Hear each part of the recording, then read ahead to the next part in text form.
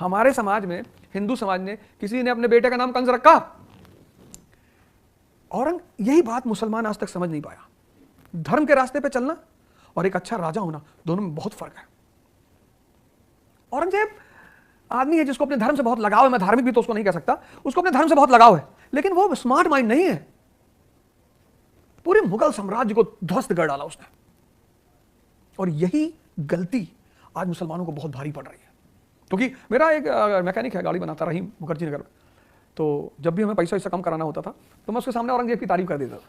मैं कहता था, यार रहीम भाई, औरंगजेब साहब जो थे, कुछ कहानी सुना दो उसको, टोपी सिल के पैसे से खाते थे।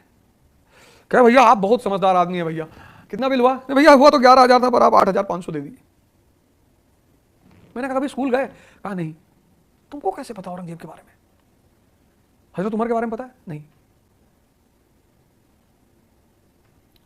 मामून के बारे में पता? नहीं।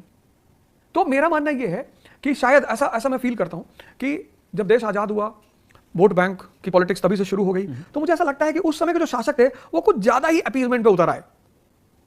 क्योंकि औरंगजेब से बड़ा लगाव है मुसलमानों को, बहुत सारे, सबका तो नहीं है लेकिन बहुत सारे का बहुत है, तो शायद वोट लेने के चक्कर में उन्होंने औरंगजेब को ग्लैमराइज करना शुरू कर दिया, और वो चीज उनके लिए भी भारी पड़ी और आज मुसलमान समाज के लिए भी भारी पड़ी और सबको परेशान करके रखी है।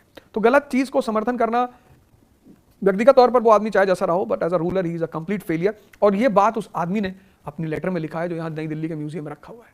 अपने बेटे को लिखा है उसने लेटर में, शाह आलम को, कि बेटा कभी बदतमीजों के साथ मत रहना और बेवकूफ़ों की मत सुनना। मैंने तो अपना जीवन बर्बाद कर लिया, तुम बेटा बच के रहना। तो ठीक है, अब मोदी जी तो सब चीज़ को सही ही कर रहे हैं, नाम वाम तो सब बदल ही रहे हैं। तो उसको वो कहते हैं बदलना नहीं, रिक्लेम करना।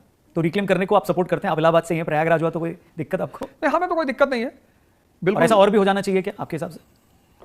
उनका कहना है वापस ले रहे हैं, हम थोड़ी बदल रहे हैं, वो तो था ही। उससे एक अच्छा फायदा ये होता है कि भाई लोकल इकोनॉमी को थोड़ा सा प्रमोशन मिलता है, प्रयागराज नाम के बोर्ड बनेंगे, लोगों को एम्प्लॉयमेंट मिलेगा, इस एंगल से तो बहुत अच्छा है।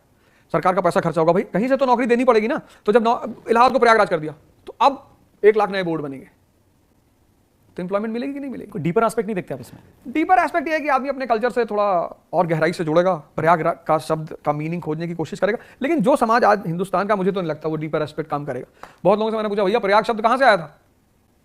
योगी जी लाए थे। तो वो जो डीपर एस्पेक्ट है वो एक अवेकेंड जनरेशन के लिए होता है, तो कभी ना कभी फायदा करेगा ही करेगा शायद।